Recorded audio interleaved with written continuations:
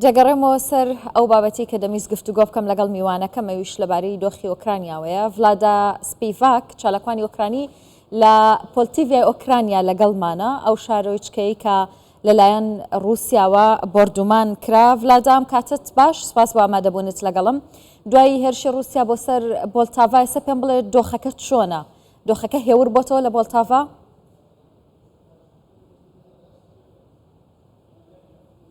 Good morning to everyone. Thank you for having me here today. Plus another big thank you for listening to me about our war devastation in Poltava. First of all, regarding the tragedy in Poltava, a strike hit the territory of an educational institutions and neighboring hospital. چەندین ناوچە لە پۆلتاڤا، چەندین ناوچەی نیشتەجێبوون و نەخۆشخانە و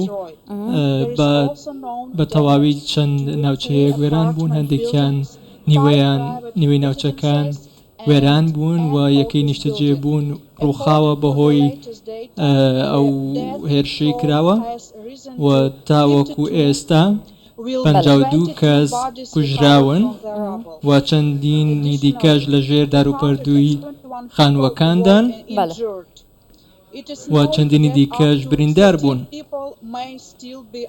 و تاوەکو ئێستاش 30 کەس لە ژێر داروپەردووی ڕووخاوەکاندا ماونەتەوە، هێشتا نەدۆزراونەتەوە و چەندین هاوکاریش گەنراوەتە ئەو ناوچانە و دەزانین چەندین کەسی دیکەش هێشتا ماونەتەوە و هەموو شتێک کراوە تاوەکو زۆرترین کەس بپارێزرێت و گیانیان ڕزگار بکرێت. ئەوە هەوڵەکانی ڕزگارکردن بەردەوامە. باشە و من سپاسی هەموو لایەک دەکەم، سپاسی دکتۆرەکان دەکەم، پەرستارەکان دەکەم، چەندین کاری گرنگیان کردووە بۆ ئەوەی هاوکاری خەڵکی بکەن و ژیانیان ڕزگار بکەن. سەلامەتی بۆ ئێوە ڤلادا. دەمەوێت بپرسم کە لە دوایەم هێرشە بۆ سەر پۆلتاڤا پێت وایە ئۆکرانیا هێرشەکانی بۆ سەر خاکی رووسیا بە تایبەت لە کۆرسک فراوانتر بکات؟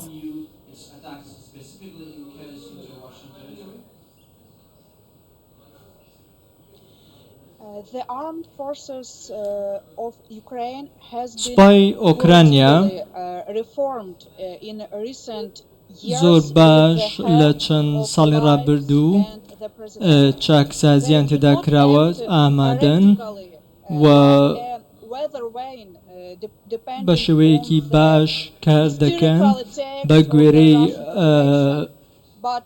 ئەو شتانەی بۆیان ڕێکخراوە کار دەکەن و بەڵام بە پێچەوانەی رووسیا، هێزەکانی رووسیا ئەوان بە وریاییەوە هێرشەکانیان دەکران و ئەو بڕیارانشی دراون لەلایەن فەرماندەکانی ئۆکرانیاوە بە گوێرەی پێویستی استراتیژی سوپاکەیە.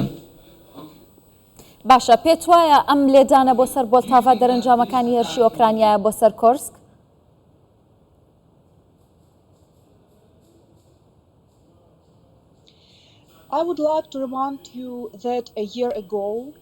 دەمەوێت بتانگەڕێنمەوە بۆ ساڵێک پێش ئێستا هەمان هێرش کرا، هەمان هێرشی خوێناوی لەلایەن رووسیاوە ئەنجام درا، چەندین کەس لە ناوەندەکانی فرۆشتن لە بازارەکاندا کوژران و ئەمە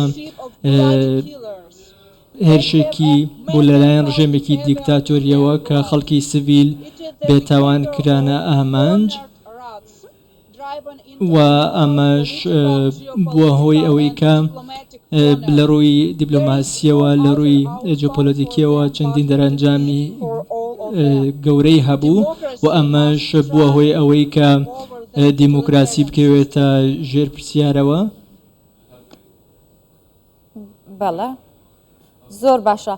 ئۆکرانیا داوا لە ڕۆژاوا دەکات کە سیستەمی بەرگری ئاسمانی بگەێنێتە کێف، بەڵام تا ئێستا و پەیمانەکانی ئەمریکا و ئۆکرانیا داواکاریەکانی ئۆکرانیان جێبەجێ نەکردووە. ئایا بەڕاستی نایەنەوە بچنە شەڕی ڕاستە و خۆی رووسیاوە؟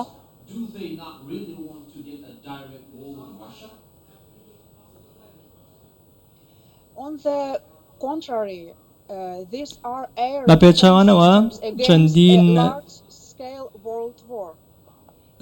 با بڵێن سیستمی بەرگری ئاسمانی هەیە لە ئۆکرانیا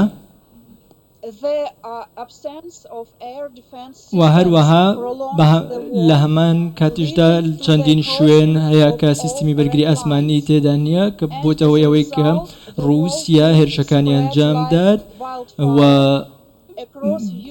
و چەندین موشکیش بگەنە خاکی ئۆکرانیا